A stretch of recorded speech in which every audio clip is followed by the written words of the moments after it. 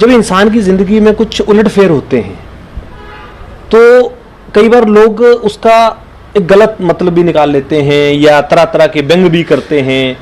बहुत सारे आपके व्यक्तित्व पर सवाल भी आते हैं। अभी पिछले वर्ष ही आपके साथ में एक ट्विस्ट आ गया पूरी ज़िंदगी में। मैं सिर्फ इस ट्विस्ट की ही बात थोड़ी सी करना चाहूँगा कि कैसी परिस्थिति रही आपकी ज़िंदगी में, ये जो 2-3 महीने आपने उस टाइम निकाले, उसमें क्या आपको ज़िंदगी का सबक मिला, क्या एहसास हुआ आपको? देखिए, ऐसा अचानक से एक ऐसी घटना घट गई जिसकी मैंने खुद भी कल्पना नहीं की थी कि ऐसा भी हो जाएगा। और ग्रह चाल होते हैं ना, ग्रहों को मैं बहुत महत्व देता हूँ। अच्छा।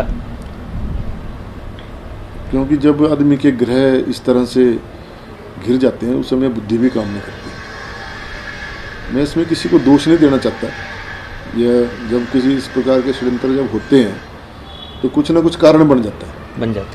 उस कारण का मैं भी हिस्सा बन गया। और मैंने आपको पहले भी कहा कि मैं हर चीज़ को बहुत गंभीरता से नहीं लेता। जो हो गया कोई बात नहीं, सब ठीक है। अब जहाँ तक व्यक्तित्व पर उंगली उठाने वाले लोग हैं वो तो समाज में हर जगह। अब अच्छा करेंगे तब भी लोग बोलेंगे, कोई ना कोई उंगली उठा देंगे कि यार इसका अपना ही ट्रस्ट होगा तभी अच्छा कर रहा है। तो नहीं करेंगे तब भी बोलेंगे यार ये निकम्मा है, कुछ करता ही नहीं है। तो समाज में तो 4 तरह की बातें चलती रहती हैं, और उन सारी चीज़ों से निकल कर बाहर आना वो अपने आप में एक बहुत बड़ी बात होती है। उस समय बहुत बड़ा झटका लगा मुझे भी, क्योंकि जिस राजनीतिक दल में मैंने 42 साल गुजारे और मेहनत करी, बहुत मेहनत करी है, कम मेहनत नहीं करी है जी।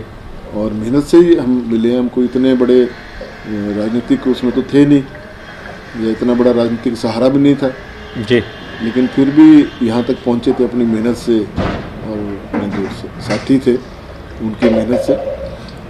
लेकिन जब इस तरह का घटनाक्रम घट गया तो बड़ी उस समय जो हमारी स्थिति थी बहुत ख़राब थी। जो लांछन हम पर लगे, कलंक लगा, और वो स्वाभाविक है, ऐसा होना भी था। क्योंकि राजनीतिक उसमें हर व्यक्ति का अपना अपना विचार होता कि कैसे व्यक्ति को बोला जाए।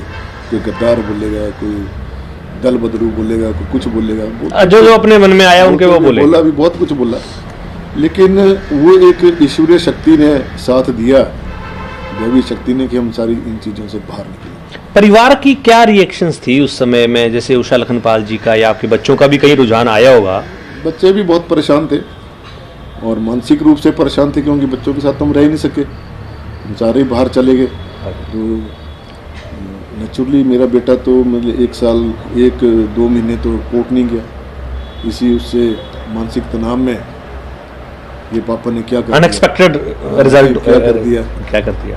तो सभी के मन में एकदम से, पूरे परिवार में ही, फैमिली में था, मेरे दोस्त जो साथी थे, जो हमारे कार्यकर्ता भी थे कांग्रेस पार्टी के, उनके मन में भी एक बहुत बड़ी ये भावना ये आ गई कि क्या हो गया एकदम से, हमसे बात नहीं करी, हमसे चर्चा नहीं करी और एकदम पार्टी छोड़ने का। तो ये सब अनएक्सपेक्टेड हो गया, मतलब अनएक्सपेक्टेड।